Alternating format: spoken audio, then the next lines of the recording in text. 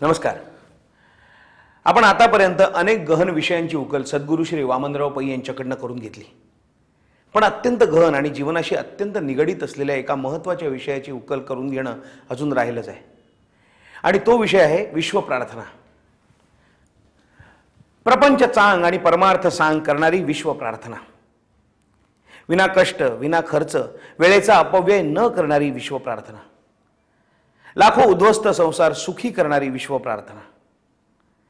लहान थोर, उच्च नीच, स्त्री पुरुष, सर्व जात धर्म पंथ यांना आधार वाटणारी आणि त्यांना सुखाचा राजमार्ग दाखवणारी विश्व प्रार्थना. सद्गुरू श्री वामनराव पै अशी गॅरंटी देऊन म्हणतात की ही विश्व प्रार्थना तुम्ही कशीही म्हणा, 6 महिन्यात तुम्हाला रिझल्ट मिळालाच पाहिजे, अन्यथा मी प्रवचन करणं बंद करेन. काय आहे या विश्व प्रार्थनेत की विज्ञाननिष्ठ असे जीवन विद्येचे जनक सद्गुरू श्री वामनराव पै अशी खात्री देतात आणि प्रत्यक्षात ते खरंही होतं. ते जाणून घेऊया या जीवन विद्येचे जनक प्रत्यक्ष श्री सद्गुरू वामनराव पै यांच्याकडूनच. सद्गुरू प्रपंच आणि परमार्थ दोन्ही सुखाचं करण्याची गॅरंटी तुम्ही विश्व प्रार्थनेद्वारे देता. आधी प्रपंच सुखाचं कसं होईल ते आम्हाला सांगा. ही जी विश्व प्रार्थना जी आहे, या विश्व प्रार्थनेमध्ये सायन्स ऑफ थॉट आहे. हे विचारांचं शास्त्र आहे, सायन्स आहे. इथे कुठल्याही तऱ्हेची अंधश्रद्धा नाही. इथे जसं आपण 2+2 म्हणजे 4 गणितामध्ये ते कधी पास होत नाही, त्याप्रमाणे जीवनविद्येचे सिद्धांत आहेत की ते अगदी परफेक्ट असतात. तुम्ही त्याचा अनुभव याच देही याचा डोळा घेऊ शकता, किंवा विदिन ए शॉर्ट पिरियड तुम्ही घेऊ शकता. जीवनविद्येने मांडलेले सिद्धांत आहे. म्हणून ही जी विश्व प्रार्थना जी आहे, या विश्व प्रार्थनेच्या पाठीमागे सायन्स ऑफ थॉट आहे. आणि त्या सायन्समध्ये आपण जर बघितलं तर निसर्गाचे जे नियम आहेत, तर सगळे सायन्स ज्याला आपण म्हणतो ते निसर्गाच्या नियमावरच बसलेले आहेत. आधार त्याला निसर्गाचे नियम आहेत कुठल्याही सायन्सला. म्हणून हे जे निसर्गाचे नियम आहेत तेच जीवनविद्येलाही आधार आहे. म्हणून जीवनविद्या हे सायन्स आहे. आता हे जे निसर्गाचे जे नियम आहेत ते किती आहेत तुम्हाला आश्चर्य वाटेल. इन्फिनिट. अगदी एका शब्दात सांगायचं म्हणजे इन्फिनिट, अनंत. म्हणजे यू कॅनॉट कॅल्क्युलेट. बरं, तुम्हाला माहिती किती आहे? थोडे. आज मानव जातीला निसर्गाचे नियम किती माहिती आहे? फार थोडे. आणि माहीत व्हायला पाहिजे किती? असंख्य. पण जे माहीत आहे निसर्गाचे नियम, त्या आधाराने जे सायन्स निर्माण झालं, त्या सायन्सने किती प्रगती केली ते आपण बघतो आहोत. किंबहुना सायन्स म्हणजे तरी काय? निसर्गाचे नियम शोधून काढणं आणि त्याचा जीवनाला उपयोग करणं म्हणजे सायन्स. सायन्स म्हणजे दुसरं तिसरं काय नाही. आणि म्हणून सायन्समध्ये जे निसर्गाचे नियम अधिष्ठित आहेत ते इन्फिनिट आहे, असंख्य आहेत. त्या सर्व निसर्ग नियमांचा राजा म्हणजे ॲक्शन तशी रिॲक्शन.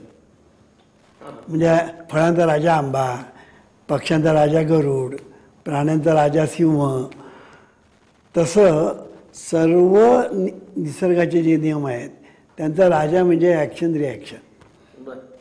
आता ही ॲक्शन होते, रिॲक्शन होते, हे आपण जीवनामध्ये अनुभवतो.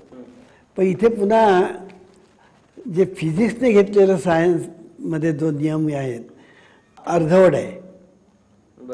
आमचं जीवनविद्या काय म्हणते की हा एक बाजू झाली, क्रिया तशीच प्रतिक्रिया ही एक बाजू झाली.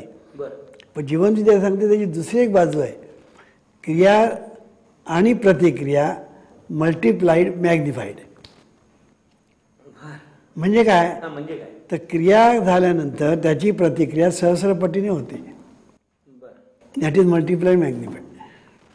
मग तुम्हाला एक उदाहरण देतो म्हणजे मी काय म्हणतो ते कळेल. की तुम्ही जमिनीमध्ये आंब्याची एक कोय पेरली, तर त्या आंब्याची कोय पेरली ही तुमची एक रिॲक्शन झाली. आणि कोय पेरली एकच. आता एक कोय जी पेरली त्याची आता रिॲक्शन किती होईल? किती? त्याला जे झाड येईल त्याला 4000 आंबे आले असे कल्पना करू. 4000 आंब्यामध्ये पुन्हा 4000 कोई. म्हणजे एक कोय त्याचे किती झाले? 4000 आंबे, 4000 कोई, पानं किती, मोहर किती, फांद्या किती, गणतीत नाही. म्हणजे हे सगळं एका कोळीचा प्रताप आहे. म्हणजे अगदी अंकुर म्हणा, बुंदा म्हणा, फांद्या म्हणा, पानं म्हणा, मोहर म्हणा, आंबे म्हणा आणि आतमध्ये कोळी, हा सगळा जो पसार आहे हा एका कोळीचा आहे. लक्षात घ्या. म्हणजे ही एक कोय अनेक रूपाने, त्याला ॲक्शन, रिॲक्शन, मल्टिप्लाइड, मॅग्निफाईड, म्हणजे सहस्रपटीने होते. आता ह्याच्यामध्ये काय आहे, दोन भाग आहे.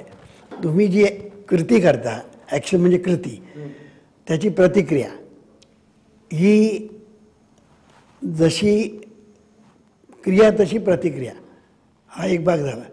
ते कसं, एक बॉल घ्या, चेंडू, आणि तो भिंतीवर आपटा, मग काय होईल, तोच परत येईल. जो बॉल तुम्ही भिंतीवर आपटला तो बॉल तुमच्याकडे परत येईल. एकच येईल, पण 100 येणार नाहीत किंवा 2 पण येणार नाही, एकच येईल. क्रिया तशी प्रतिक्रिया. आता तुम्ही एखाद्याला दुःख दिलं तर ते दुःख तुमच्याकडे बुमरँग होऊन सहस्रपटीने परत येईल. सुख दिलं ते सुख तुमच्याकडे बुमरँग होऊन परत येईल. किती पटीने? सहस्रपटीने. त्याचं कारण का, जे सूक्ष्म आहे ते अनंत पटीने आपल्याला परत येतं आणि जे स्थूल आहे ते एक पटीने देतं. आता जीवनामध्ये सुख आणि दुःख हे सूक्ष्म आहे. किती सूक्ष्म आहे की ते दिसत पण नाही. आता तुम्हाला सुख झालं, दिसतं, आनंद झाला, दिसतो नाही. मग आम्ही तर्क करतो चेहऱ्यावरून की बा तुम्ही तुमच्या चेहऱ्यावर बा आनंदी चेहरा दिसतो, पण तो कदाचित तो खोटाही असू शकतो. काही आता त्याच्यामध्ये तो आनंद म्हणून एक सिनेमा होता ना, त्याला काही ते कॅन्सर झाला होता, राजेश, त्याच्यामध्ये ते तो होता दुःखी, पण सगळ्यांना तो आनंदी म्हणून दाखवत होता.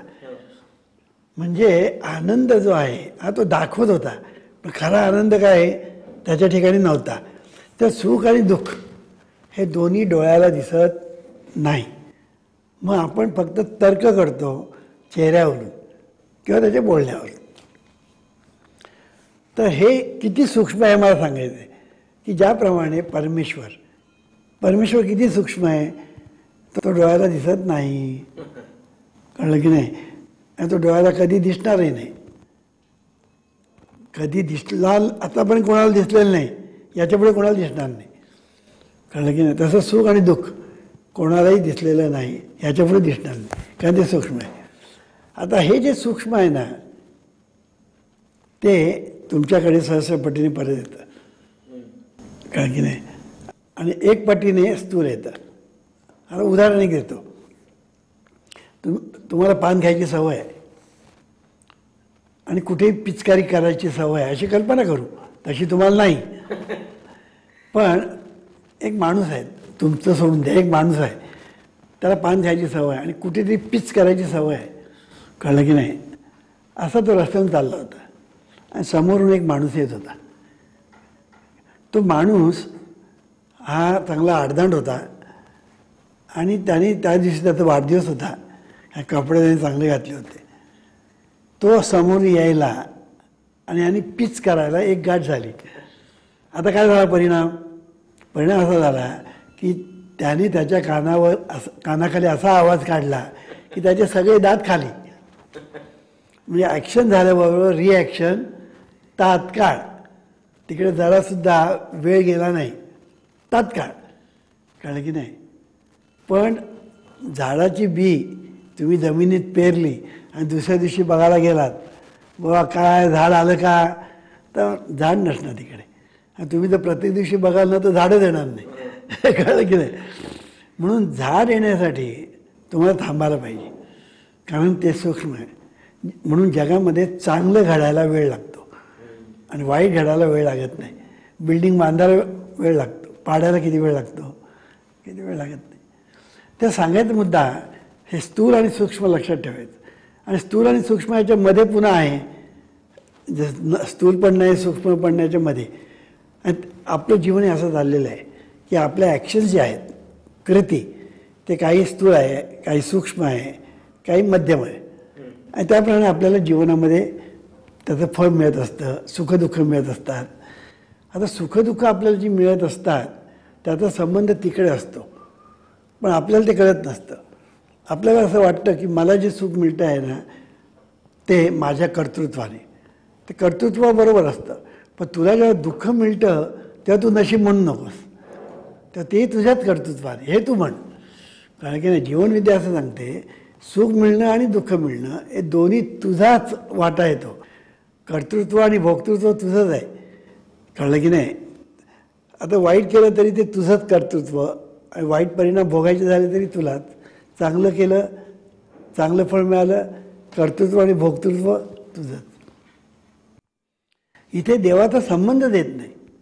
आपण उगीच देवाला मध्ये घालतो, कारण की सगळा घोटाळा करून बसतो. तो देव तुमच्या कधी हस्तक्षेप करत नाही जीवनामध्ये, मग तो कुठल्याही धर्माचा, जातीचा, पंथीचा, वंशाचा असो. कळलं की नाही, कोणाच्याच. आणि म्हणून जगामध्ये जे काही चाललेलं आहे ते माणूस करतो आणि माणूस भोगतो, असं चाललेलं आहे. मग आता याला उपाय काय? याला उपाय म्हणजे तुम्हाला आता प्रत्येक माणसाला जगात सुख पाहिजे. मग तुला जर सुख पाहिजे तर तू काय केलं पाहिजे? सुख ज्या ठिकाणी आहे त्या दिशेने तुझा चालणं पाहिजे. सुख जर पूर्वेला आहे आणि तुझं पश्चिमेला चालायला लागला तर कसं होणार? कधीतरी मिळेल का? कधी मिळणारच नाही. ज्या दिशेला सुख आहे त्या दिशेने तुझी पावलं पडली पाहिजेत. तसं आज मानव जातीचं होत नाही. आज प्रत्येक माणूस जगामध्ये सुखाच्या दिशेने त्याची पावलं पडत नाही, त्याची पावलं उलट दिशेने पडतात. आणि मग तो काय म्हणतो, आमचं नशीबच फुटकं, आमच्या नशिबातच सुख नाही, आमच्या ललाटीत लिहून ठेवलेलं आहे, मग कोण काय करणार, नियतीच आमची खोटी, नशीबच खोटं, प्रारब्धच खोटं वगैरे वगैरे ते बोलतात. पण ते असा कधी विचार करत नाही की ह्याच्या पाठीमागे चूक आपली आहे. जोपर्यंत माणूस चूक आपली असं तो म्हणत नाही तोपर्यंत तो कधी सुधारत नाही, तोच कधीच सुधारत नाही. पण चूक आपली होते आहे ज्याला कळतं ना तो सुधारतो. दारू पिणारी दोन माणसं असतात, ती दारू पितो हे वाईट आहे, हे सोडलं पाहिजे असं ज्याला वाटतं ना तो आज न उद्या सोडू शकतो. पण दारू पिणं म्हणजे चांगलं असं ज्याला वाटतं तो दारू कधीच सोडणार नाही. कळलं की नाही. तसं जीवनामध्ये आहे. जीवनामध्ये तुम्हाला सुख पाहिजे ना, मग तुम्ही पहिलं तुम्ही चुकता कुठे ते शोधून काढा. दुःख काय येतं त्याचं कारण शोधून काढा. नशिबावर हलवा देऊ नका. मग आपल्या ध्यानामध्ये एक गोष्ट येईल की आपलं चुकतं तेव्हा त्या चुकीचा खेळा होतो. कळलं की नाही. आणि म्हणून जीवनामध्ये नेहमी माणसाने सत्कर्म करावं. अगदी सोपी दुष्कर्म केलं ना की त्याची रिॲक्शन दुःख, आणि सत्कर्म केलं की त्याची रिॲक्शन सुख. पण दुष्कर्म केलं ना की त्याची पावती आपल्याला ताबडतोब मिळते, पण सत्कर्माची पावती ताबडतोब मिळत नाही. म्हणून साईबाबा काय सांगतात, श्रद्धा आणि सबुरी. पण श्रद्धा आणि सबुरीचा अर्थ पुन्हा वेगळा आहे. लोक समजतात तसा नाही. लोक काय म्हणतात, श्रद्धा साईबाबावर आणि सबुरी साईबाबांनी कृपा करेपर्यंत. तसा तो अर्थ नाही. श्रद्धा सत्कर्मावर आणि सबुरी सत्कर्माच्या फळासाठी. साईबाबांनी कधी कोणाला सांगितलं दुष्कर्म कर म्हणून? पण आज लोक काय करतात, पुष्कळ लोक दुष्कर्म करतात आणि साई शिर्डीला जातात आणि पेटीत पैसे टाकले की आता आपलं पाप गेलं असं समजतात. तसं नाही आहे ते. साईबाबांनी, तुमचं साईबाबांचं चरित्र बघा, साईबाबांनी कधी सांगितलं आहे का दुष्कर्म करा म्हणून? उलट त्यांनी सांगितलं सत्कर्म करा म्हणून. सबका मालिक एक आहे हे पण त्यांनी सांगितलं. सर्वांचा परमेश्वर एक आहे आणि त्याचं तुम्ही भजन करा, स्मरण करा, चांगलं करा असं त्यांनी सांगितलेलं आहे. पण लोक काय करतात, लोक फक्त चुकीचे अर्थ घेतात आणि चुकीच्या गोष्टी करतात आणि त्याच्यातून सगळं चुकीची फळं मिळतात. त्याला कोण काय करणार? साईबाबाही काय करू शकत नाही आणि परमेश्वरही काय करू शकत नाही. असो, ते सांगायचा मुद्दा असा की तुम्हाला जीवनामध्ये सत्कर्म केलं पाहिजे. आता सत्कर्म करायचं म्हणजे चांगलं कर्म करायचं. आता विश्व प्रार्थना म्हणणे इतकं चांगलं कर्म जगात आहे का? हे ईश्वरा, सर्वांना चांगली बुद्धी दे, आरोग्य दे, सर्वांना सुखात आनंदात ऐश्वर्यात ठेव, सर्वांचं भलं कर, कल्याण कर, रक्षण कर आणि तुझे गोड नाम मुखात अखंड राहू दे. आता ह्याच्यामध्ये बघा, ह्याच्यामध्ये एकही निगेटिव्ह शब्द नाही आहे, ते सगळं पॉझिटिव्ह आहे. आणि त्याच्यामध्ये मला, मी असं कुठेही नाही.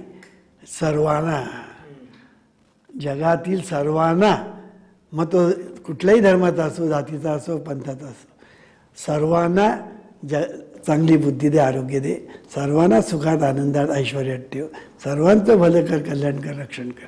म्हणजे सर्वांचं म्हटलेलं आहे.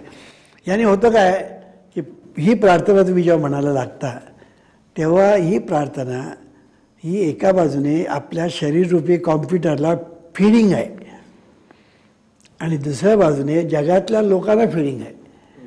म्हणजे फीडिंग कॉम्प्युटर एकाच बाजूने फीडिंग होतं, पण हा जो शरीररूपी जो डिवाईन कॉम्प्युटर आहे, ह्या कॉम्प्युटरला एकाच वेळेला दोन प्रकारे फीडिंग होतं. मी ज्या वेळेला बोलतो त्यावेळेला ते मला फीडिंग झालं आणि तुम्हाला फीडिंग झालं, जे ऐकतात त्यांना फीडिंग झालं. इतकंच नाही तर जे ऐकत नाही त्यांनाही फीडिंग होतं. तुम्ही म्हणा कसं, तर माझ्या जे व्हायब्रेशन्स आहेत ते जगामध्ये जातात ना. मी आता इथे बोलतो आहे, चीनमध्ये ऐकू जाईल, तुम्ही जर पकडल्या माझ्या व्हायब्रेशन्स तर अमेरिकेत ऐकू जाईल. म्हणजे माझ्या व्हायब्रेशन सर्व ठिकाणी गेल्या. म्हणजे डायरेक्टली आणि इनडायरेक्टली मी जे काही प्रार्थना म्हणतो, विश्वप्रार्थना लोकांसाठी, त्या लोकांपर्यंत जाऊन पोचतात. म्हणजे मी किती एक ॲक्शन केली, एक कळलं की नाही, क्रिया एक आहे, पण मला आता प्रतिक्रिया किती मिळणार, सर्व बाजूने मिळणार. म्हणून तुम्ही कुठेही जा, विश्वप्रार्थना जर तुम्ही म्हणणारे असाल, पण एकदा आणि दोनदा नाही, विश्वप्रार्थना म्हणण्याचा तुम्ही छंद घेतला पाहिजे, सतत म्हटले पाहिजे, पण रिकामपणी, रात्री झोपताना अर्धा तास एवढं जर तुम्ही म्हटलात ना, तर तुम्ही कुठेही जरी गेलात ना, तुमच्या डिफिकल्टी सॉल्व्ह होतात. तुम्हाला आश्चर्य वाटतं कशा सॉल्व्ह झाल्या म्हणून. अरे कोणी मदतीला कधी येईल, काय येईल सांगता येत नाही, तुमचा प्रॉब्लेम सॉल्व्ह. कारण काय, तुमच्या व्हायब्रेशन गेलेले असतात सर्व ठिकाणी, कळलं की नाही. आणि तो तुम्हाला मदत करणारा असतो, तुमची आणि त्याची काही ओळख नसते, पण त्याच्या ठिकाणी प्रेरणा निर्माण होते सबकॉन्शियस माइंडकडून. कारण तुमच्याकडे जे सबकॉन्शियस माइंड आहे आणि त्याच्याकडे सबकॉन्शियस माइंड आहे. तुमच्या ठिकाणी कोणीतरी आपल्याला मदत करावी ही इच्छा निर्माण झाली, कोणाकडे तरी ती इच्छा त्याला झाली की ह्याला मदत करावी. अशा तऱ्हेने तुमचं संपूर्ण जीवन जे आहे, हे जीवन स्मूथ होतं. ह्या विश्वप्रार्थनेने तुमचा जो प्रपंच आहे, तुमचा जो संसार आहे, तो स्मूथ होतो. आणि प्रार्थना तुम्ही जेव्हा दुसऱ्यांसाठी म्हणता तेव्हा आपोआपच तुमच्या मनामध्ये काय येतं, अरे सर्वांचं भलं होऊ दे. मग तुम्ही लोकांचं वाईट कराल. तुम्ही जर सतत म्हणत राहिलात देवा सर्वांचं भलं कर, कल्याण कर, तर तुम्ही दुसऱ्यांचं वाटोळ कराल, दुसऱ्यांचं अकल्याण कराल, दुसऱ्यांना दुःखात टाकाल, कधी करणार नाही तुम्ही. का, अरे आपण बोलतो त्याचा परिणाम होतो की नाही. जे आपण बोलतो आज नाही होणार परिणाम, पण 2 दिवसांनी होणार, कारण ती फिडिंग आहे. फिडिंग होणार आहे सबकॉन्शियस माइंडला आहे. आणि सबकॉन्शियस माइंडमध्ये जे फिडिंग जातं ना, that is most important. All your experiences, conditions, events and acts are the reactions of your subconscious mind to your thoughts. म्हणजे ऑल युअर एक्सपिरियन्सेस म्हणजे अनुभव, कंडिशन्स म्हणजे परिस्थिती, ऑल युअर कंडिशन, इव्हेंट्स म्हणजे घटना, अँड ॲक्ट्स म्हणजे कृती. ह्या सर्व तुम्ही जे काही अनुभवत असता आणि करत असता, they are the reactions of your subconscious mind to your thoughts. म्हणजे त्या तुमच्या सबकॉन्शियस माइंडमध्ये गेलेले जे विचार त्यांच्या प्रतिक्रिया असतात. म्हणजे प्रथम तुम्ही फिडिंग केलेलं असतं आणि मग त्याप्रमाणे रिॲक्शन झालेली असते, म्हणजे रिझल्ट मिळालेले असतात. म्हणून संसार आणि प्रपंच जो आहे हा बहिर्मन आणि अंतर्मन यांच्या संगनमताने चाललेला आहे. आणि आपण सारखं फिडिंगच करत असतो. तुम्ही आता सकाळी उठल्यापासून आतापर्यंत तुम्ही जे केलं, पाहिलं, ऐकलं, बोललात, वाचलं, ते सगळं फिडिंग झालं. पण तुम्हाला माहिती पण नाही. तुम्हाला हे फिडिंग झालं हे माहीत नाही, त्या फिडिंगप्रमाणे रिझल्ट मिळणार ते माहीत नाही, का मिळणार ते माहीत नाही, कसं मिळणार ते माहीत नाही, किती मिळणार ते माहीत नाही. जगामध्ये असंच चाललं. आणि लोक म्हणतात आम्ही सुखी होते. कसे होणार, इतकं अज्ञान आहे जगामध्ये, इतकं अज्ञान आहे, ते सुखी होणंच शक्य नाही. म्हणून जग हे कधीही सुखी होणं शक्य नाही जोपर्यंत जीवनविद्या स्वीकारत नाही तोपर्यंत. म्हणून जीवनविद्येचं हे जे शास्त्र आहे हे परफेक्ट शास्त्र आहे. ह्याच्यामध्ये सायकोलॉजी आहे, पॅरासायकोलॉजी आहे, मेटाफिजिक्स आहे, त्रिवेणी संगम आहे. मानसशास्त्र, परामानसशास्त्र आणि अध्यात्मशास्त्र ह्या 3 शास्त्रांचा सुंदर असा संगम या जीवनविद्येमध्ये आहे. त्यामुळे ही परफेक्ट आहे. कळलं की नाही? म्हणजे इवन अंधश्रद्धा निर्मूलनवाले सुद्धा आमच्या याला दोष देत नाहीत. कारण का? ते विज्ञानवादी आहेत. म्हणजे आता विज्ञान कशाच्या बेसवर आहे? सायन्सवर. आणि आमची जीवनविद्या पण सायन्सवरच आहे, म्हणजे निसर्गाच्या नियमावरच आहे. त्यामुळे आमच्या ह्या जीवनविद्येला सगळेजण मान्यता देतात. कळलं की नाही? अगदी नास्तिक मनुष्यसुद्धा. आणि मी तुम्हाला खरं सांगू का, जेवढा मनुष्य नास्तिक ना तेवढा मला जास्त आवडतो. का? त्याची पाठी कोरी असते, त्याची पाठी कोरी असते.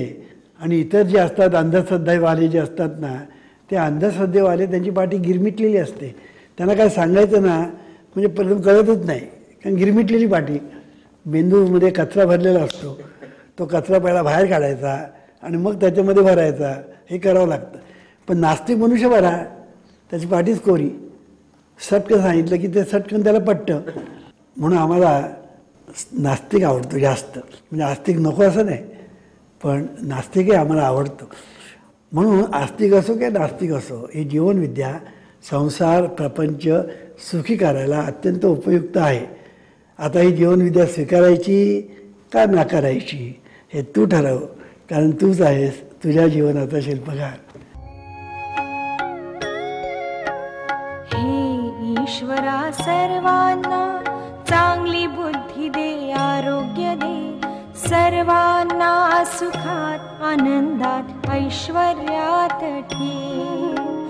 सर्वांचं भलं कर, कल्याण कर, रक्षण कर, आणि तुझे गोड नाम मुखात अखंड राहू दे. हे ईश्वरा सर्वांना चांगली बुद्धी दे, आरोग्य दे, सर्वांना सुखात आनंदात ऐश्वर्यात ठेव. सर्वांचं भलं कर, कल्याण कर, रक्षण कर, आणि तुझे गोड नाम मुखात अखंड राहू